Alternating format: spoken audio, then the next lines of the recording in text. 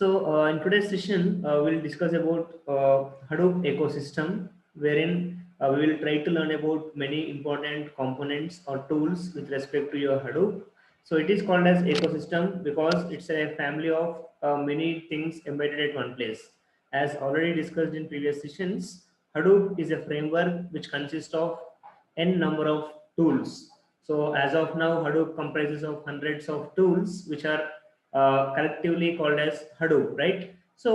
When I deeply go into the ecosystem of your Hadoop, this is what we have seen yesterday in the previous session.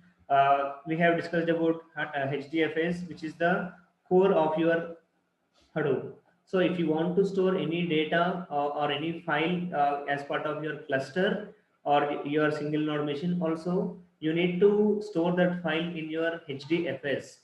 From there only all the input files or the files will be accessed, and all the other tools like it can be MapReduce, it can be Mahout, it can be Pig, any other tool will try to access your Hdfs, the Hadoop distributed file system, and from there data will be taken and it will be processed, and accordingly results will be generated and the status will be updated to your name node. That's how the processes actually move on. And in today's session, we will try to concentrate on these tools, why we are actually learning these tools, and why there are multiple tools with respect to your Hadoop. Why not a single tool is able to satisfy all the needs? Okay, these all things we will try to cover as part of today's session. Yeah. As said, we about Hdfs, we'll initially talk with about what is Hdfs, what is a file system actually, why do we need a file system. So then, why Hdfs is being used as part of your Hadoop. Okay. Most of you might be aware of, as you have completed your Linux part in the previous years, you all might be clear with what actually is a file system. You have worked with a file system, you have worked with some shell commands. So I hope everybody of you are aware of why we are using why we should have some file system. So if you want to manage all your data at a single place, called as a central repository, you need to have a central repository where even any data can be arranged in a well manner and it can be retrieved accordingly. So for that purpose, Hadoop they have developed this HDFS, Hadoop distributed file system, wherein all the data, it can be structured, unstructured, or semi-structured. There is no matter what type of data it is, it can be stored as part of your HDFS. That's the reason HDFS can be used as part of your Hadoop for any problem solving. That's how Hadoop gives you a dynamic nature of solving your problem with respect to n number of tools. Okay, yeah.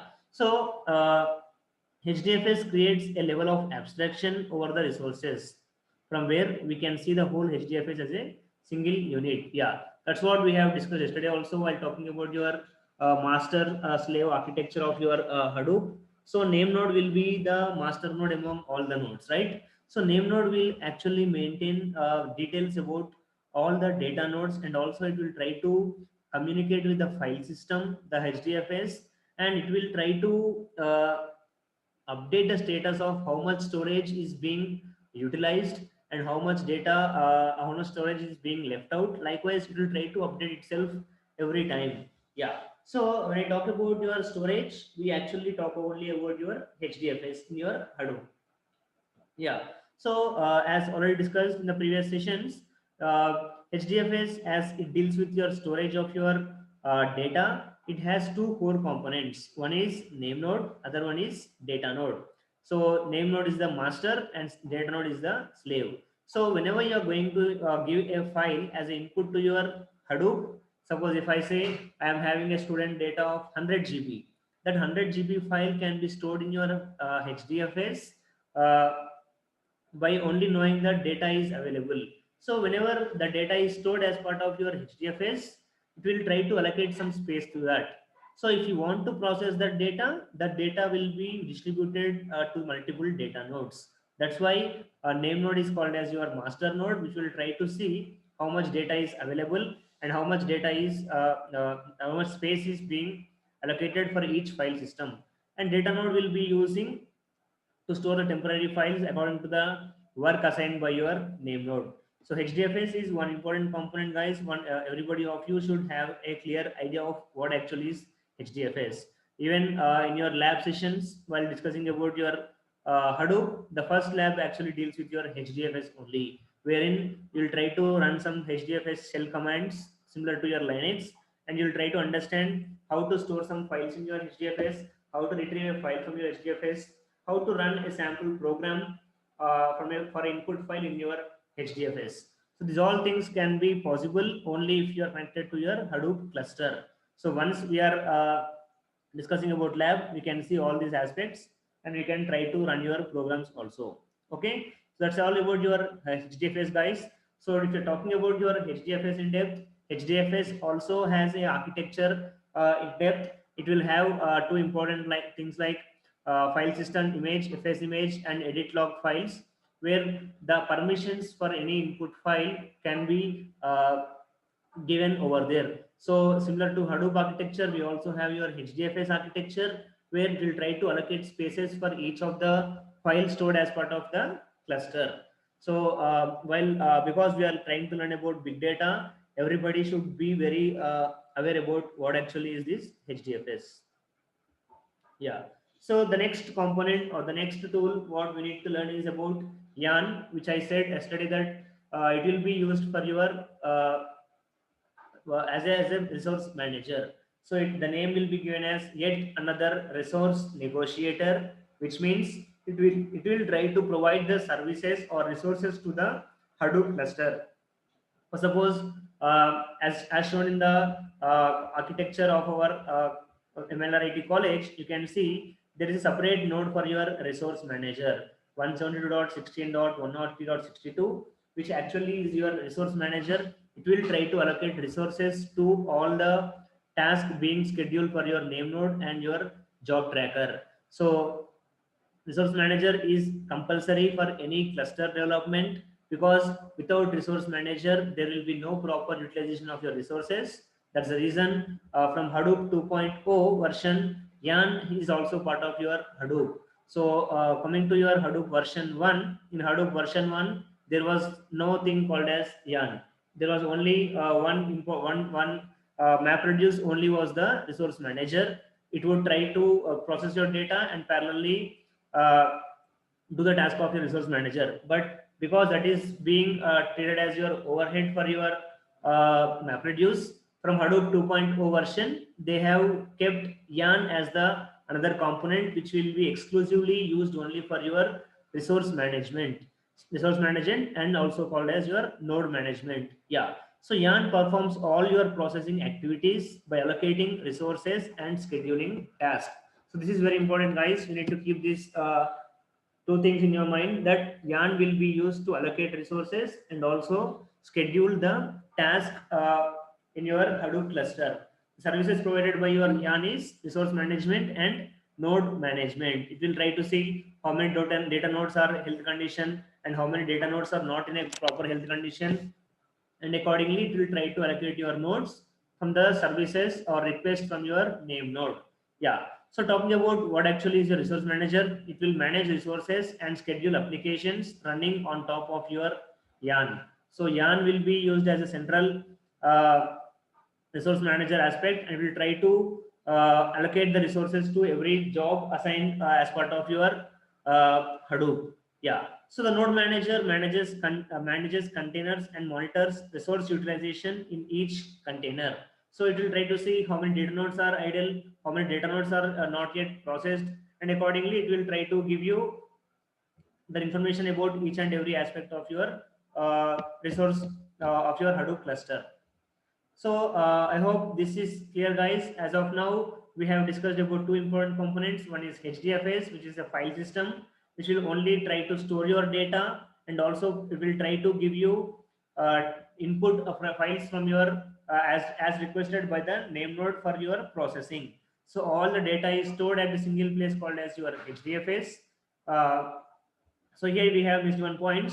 Like Hdfs stores data across various nodes and maintains the log file about the stored data. So assume that whenever we are talking about your Hadoop cluster, if I'm taking an example of your if I take example of your Amazon organization, suppose if I say Amazon is a MNC organization which will try to try to locate its servers in US. It can have servers in UK.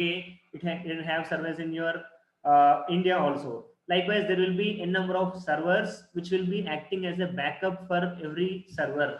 So data can be stored on top on cloud at any place also. Suppose if I say I'm uploading my 100 GB of data to my cloud, I cannot exactly say where actually is this data is being stored, because the servers are located at a number of places and each of the file will be replicated. So when I talk about replication here, that is maintaining a duplicate copy of each and every file.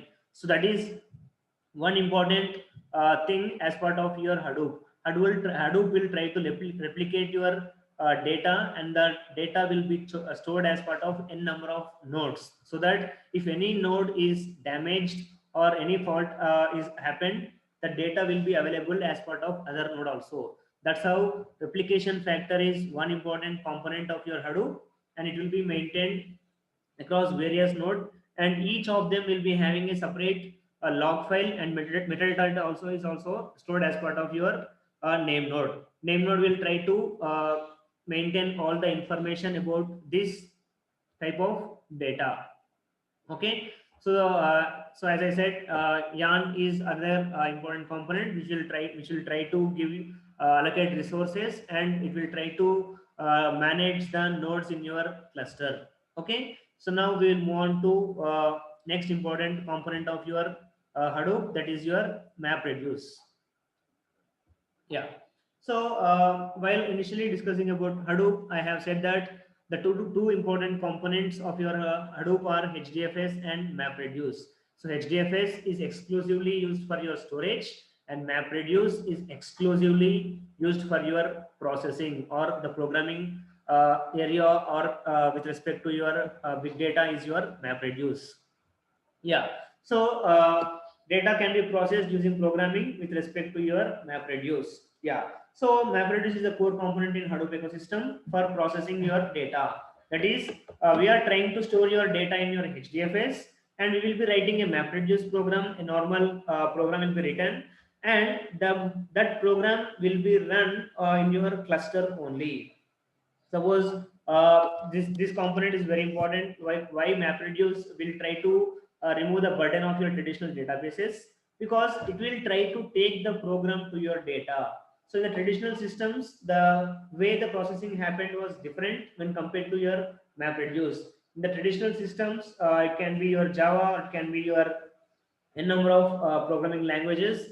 There, if you want to run a program or run an application, a program will be written and the input file will be brought to the program. That's why even though if you are having a huge amount of data or any higher amount of file, the processing will take lot of time. But here, when coming to your MapReduce, the scenario is completely different.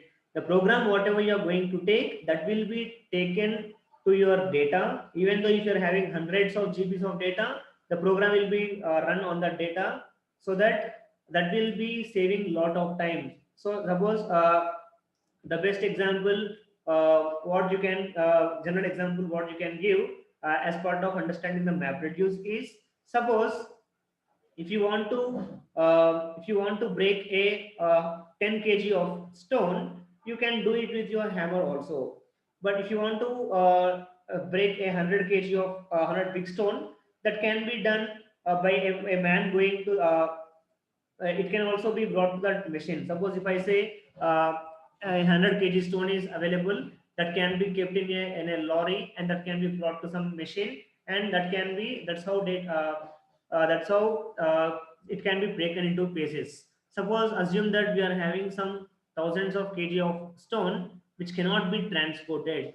So we need to do that. So what we will do, we will try to take the machine to that place, and we will try to break it into pieces. In the same manner, if you are having huge amount of data, bringing that much amount of data to the program is a very big task. That's why MapReduce will try to take the mechanism or the machine to the huge amount of data, and it will try to divide the data and distribute the data there only, and that's how data is being processed as part of your MapReduce. That's the reason MapReduce is the most widely used language as part of your parallel processing. Yeah, so it will try to help in writing applications that process large data sets using distributed and parallel algorithms. So depending on the task what you are having, you can write your MapReduce logics using your programming skills, and you can parallelly run your programs where the data is being located. That's what it's called as locality of your data, which is the advantage of your Hadoop. The program will try to go to the place of the large data set, and there only data will be distributed, and accordingly the output is obtained very easily. Yeah. So in a MapReduce program, you'll be having two different phases. That's why the name is given as map and reduce. One is mapper phase, other one is your reduce phase. These are the two functions which we will discuss while learning about your MapReduce life cycle. So the unit 2 is completely relied on your MapReduce. So at that time, we will try to discuss what is the mapper phase and what is the reducer phase. So accordingly, we will try to learn about the life cycle of your MapReduce with a sample program also. So as of today, in today's session, we are trying to understand the ecosystem of Hadoop. So we are having a rough glance of what actually is this MapReduce. The map function performs actions like filtering, grouping, and sorting. So all these types, all these tasks are done using your mapper phase. And in reducer phase, the aggregation functions and summarizing elements are done using your reduce function. So we will try to understand this with respect to some example in your next sessions. So the next component, what we will discuss as part of our syllabus is Apache Pig, which we will discuss in your unit 3. So this is actually the same thing what we have learned now, that is about your Hadoop MapReduce. The same manner of your MapReduce, this also serves the same purpose but in different manner. So Pig has two parts, that is Pig Latin, the language, and the Pig runtime for the execution environment. So you'll be having a language called as your Pig language. Just one second. Yeah. So you'll be having two different parts, like how you can run your program in your Apache Pig. That is your using your shell scripts. Another one is you runtime by directly running your commands using your Apache Pig. The compiler internally converts Pig Latin into MapReduce. So every time writing a program is very difficult task. That's why the programming elements are combined into some commands or some jar files or some libraries. And whenever you are trying to give a command, which actually means you are running say 100 lines of your MapReduce program. That is the MapReduce logics, whatever which are continuously useful, those are embedded into a single component or a library. That's why Pig doesn't need the knowledge of your programming. If you are able to run your commands properly by understanding the concept, then that will be easy for us. For a people who is not good at programming, Pig will be very useful for us. Okay, yeah. So basically Pig is used for your ETL operation, that is extract, transform, and load. So if you want to build your data and run your data according to the requirement of your data, instead of writing a program every time, you can use your Pig Latin scripts or your commands, and you can perform your ETL operations. So we have learned about what is ETL in the previous when I are learning about your introduction to analytics. So ETL stands for extract, transform, and load. So while learning about unit 3, we will try to discuss about this. Okay, so Pig is a very important language for people who are not good at programming. The same task done by your Apache MapReduce can be done using your Apache Pig also. So even if you want to run your Pig commands on your input files, you need to access your Hdfs only. the data will be taken from Hdfs, and the output also will be dumped into your Hdfs only. So if you are doing a MapReduce, or if you are doing a pig, or if you are working with Hive, any component should interact with Hdfs for your data, and from there only we can run your scripts.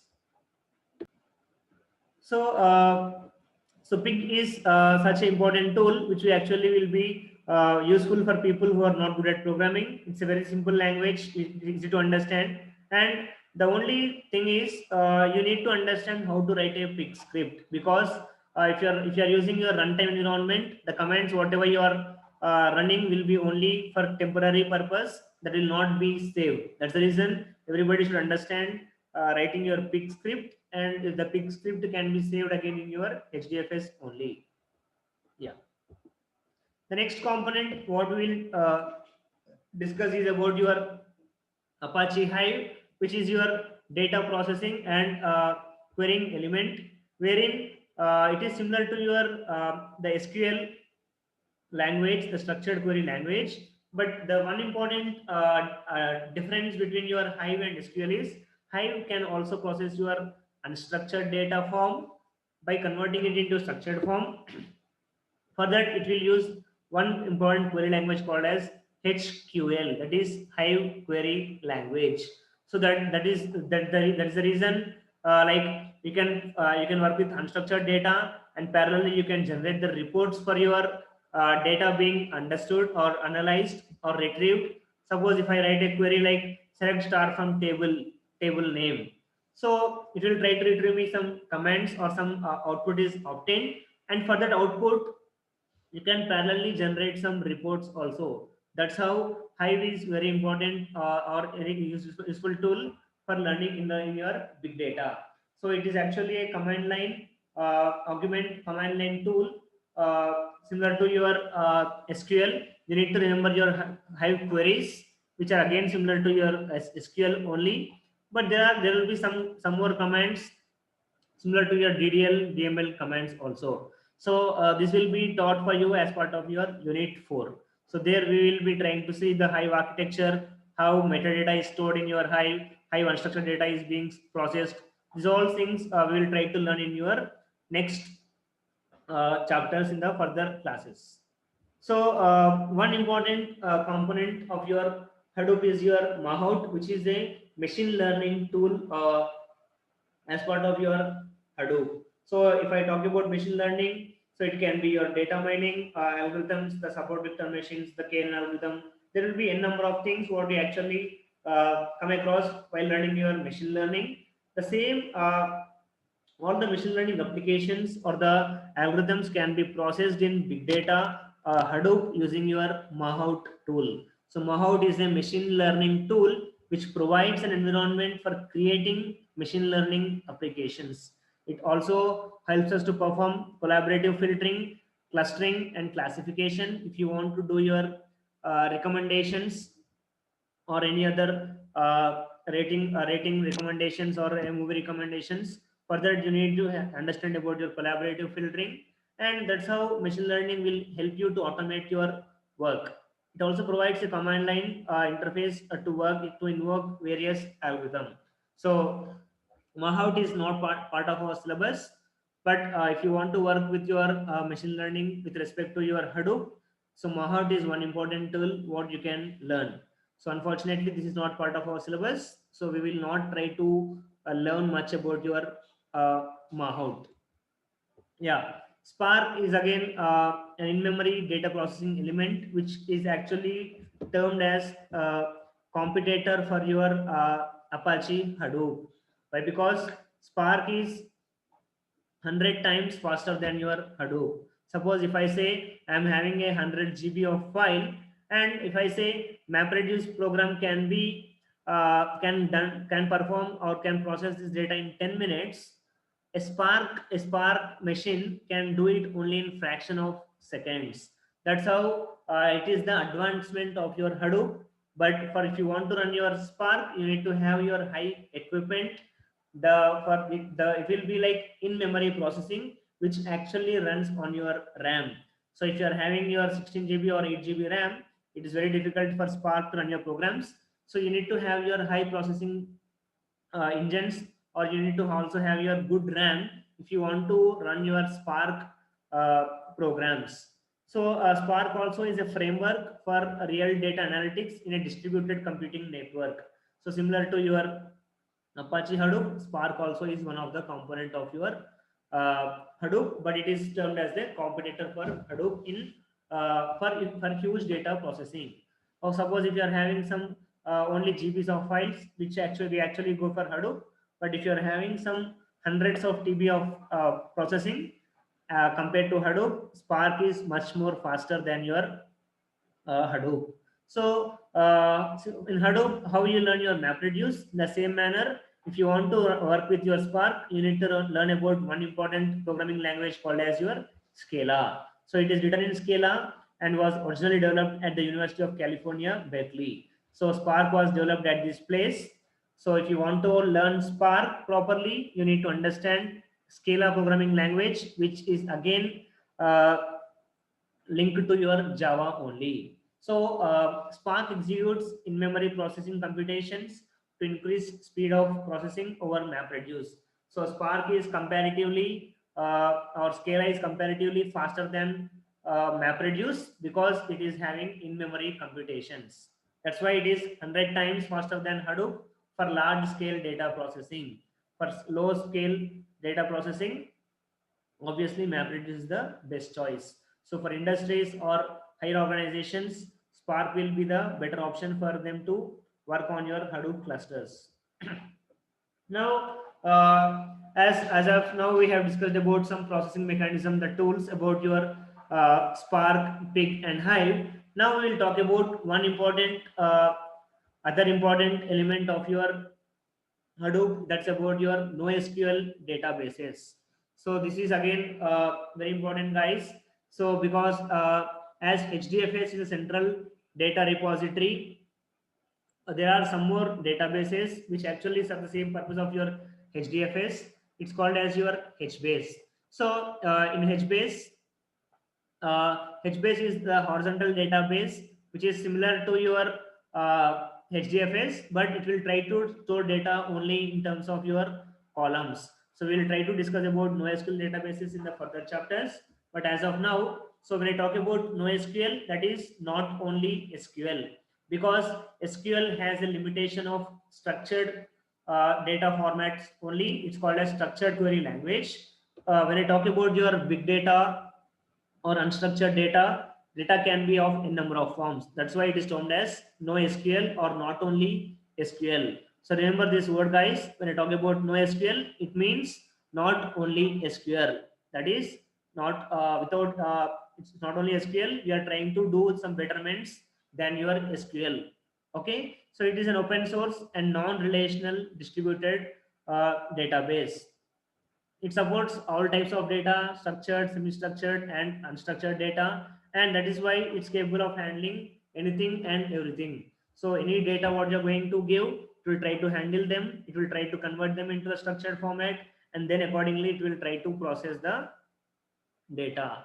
Okay, yeah. So it is modeled after Google's big table. So the taking the big data, Google big tables idea, the idea of NoSQL has been understood, and there are many different databases with respect to your NoSQL. So Hbase is one of the tool of your one of the type of your NoSQL databases. So basically, when you're talking about NoSQL databases, you will be having key value data stored, document databases, column databases, and likewise you will be having a document or grid databases. So Hbase is one of such type of databases which will try to store any data format similar to your Hdfs. But most of the time we actually use Hdfs only. So only if you are using your NoSQL databases apart from Hdfs, we actually go for your Hbase. So why Hbase is preferred? So it gives us a fault tolerant way of storing sparse data. That is data which is clumsily stored, that can be easily stored with respect to your Hbase, with respect to your horizontal column storage. So it is written in Java, and Hbase applications can be written in REST API also. So even though not only REST, even Avro Thrift APIs also can be useful if you want to develop your NoSQL databases. Okay, so next important component is Apache Drill, which is SQL on with respect to your Hadoop. So here it will try to support different kind of NoSQL databases and file systems for analyzing large data sets. So if you're having huge amounts of databases or data sets being stored in your NoSQL databases.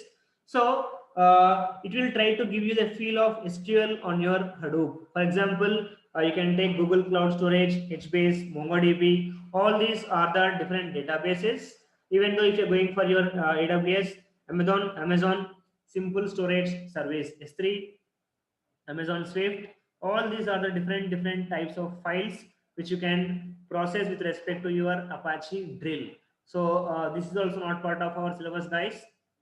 I'm just giving you a glance of what are the important tools which will be as part of your Hadoop, and what are the concepts which we will be trying to learn as part of our syllabus.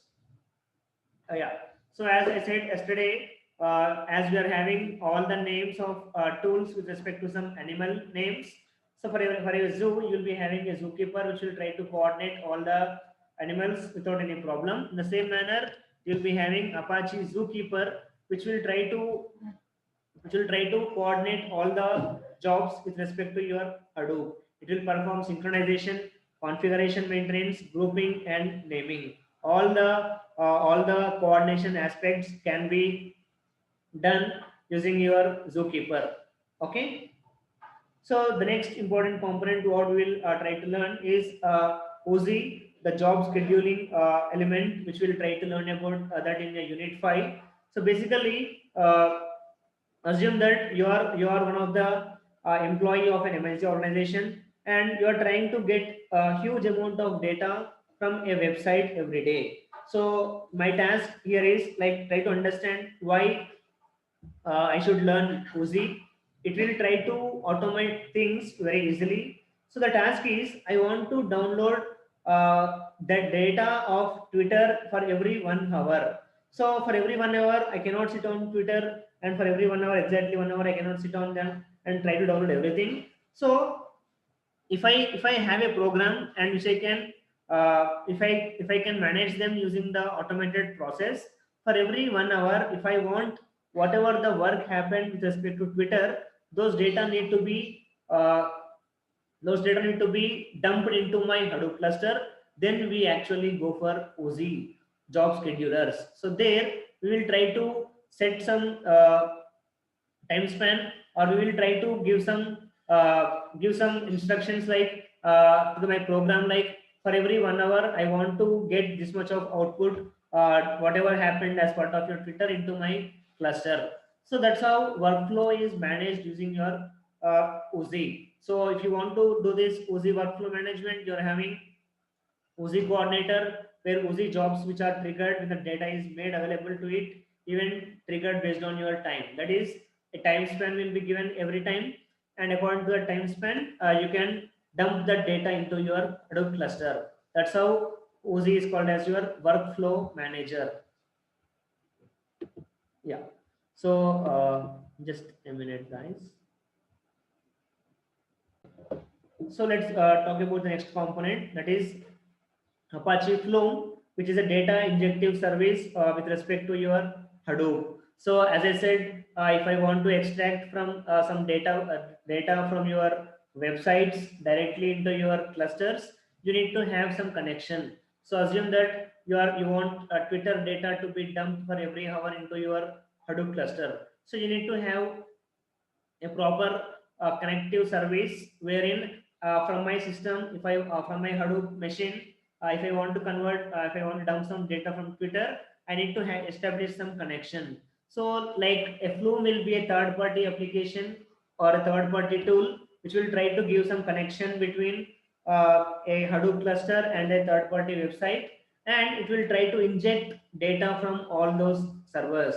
Suppose assume that I am working on some project about Narendra Modi sir. So I want to get all the hashtags or data with respect to your Narendra Modi. Or for example, if I say I actually want to work on how students are protesting about online examinations. So I just want to analyze how students are reacting on Twitter about online examinations.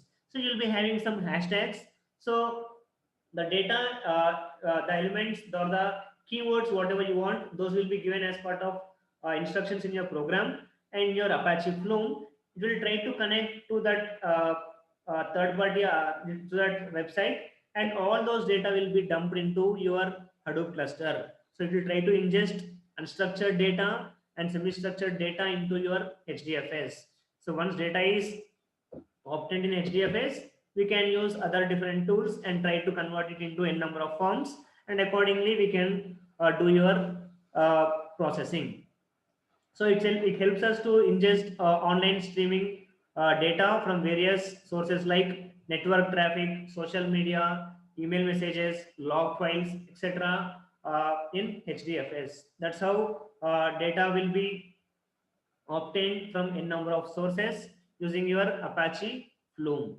Okay, yeah. Next important component is Apache Scope, which is nothing but SQL plus OOP, object-oriented programming. So combining these two, we call it as Scoop, which is again a data ingesting service, which is actually used to dump your data from RDBMS into your Hadoop cluster.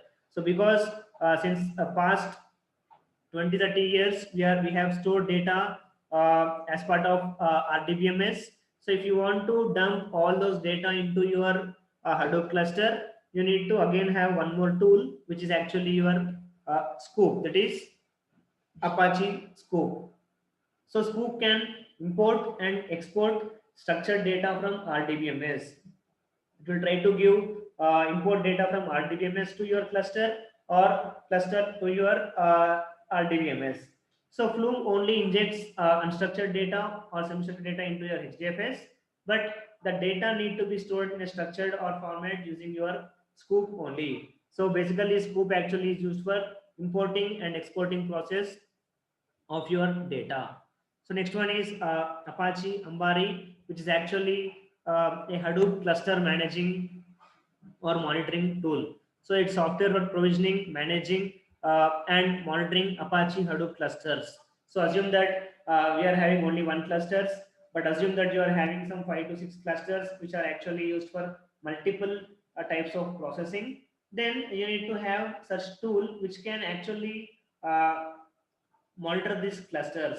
So the health condition of the clusters will be monitored using your Apache Ambari. Ambari is one important tool which is actually used in MNC organizations where when you are having your multiple clusters. Okay, so it provides central management service for starting, stopping, and reconfiguring Hadoop services. So assume that I am the admin of a number of clusters. So if I say I don't want to give some task to another cluster because of the health condition of the cluster, then I will be using this Apache Ambari, which is actually a cluster management service, and accordingly I will not give that task to some cluster. So that's how Apache Ambari is one important component with respect to your cluster management or clusters management. Yeah. So concluding about the ecosystem of your Hadoop, so we can simply classify your Hadoop ecosystem into this format. So everybody just take a snap of this and try to keep these things in your mind. Coming from bottom to top, we have discussed about your HDFS, which is a Hadoop distributed file system, and later we have discussed about your Hbs, which is a column-based NoSQL database, which is used only for some operations. Which is actually these two are used for your data processing or data storage. So later we have learned about your MapReduce and Yarn, also Spark, Scala, which are actually used for your data processing. And later we have seen about your Apache Scoop, Hive, Pig, Mahout, Avro. All these are the data access tools which can be used as a single tool according to the need of your data. So you can see the arrows being pointing from down to up, because at the lower level you will be having a file system, and on top of that you will be having a processing mechanism, and on top of that you will be having data accessing element, and on top of that you will be having your data management like Uzi, Apache Chukwa is a data monitoring tool, or Flume, which is again a data monitoring tool. Zookeeper is a tool management as part of your Hadoop. So that's how you can conclude that these are the different tools which can be learned as part of your Hadoop for your further study. Okay, that's it, guys, for today's session. Uh, 1 second.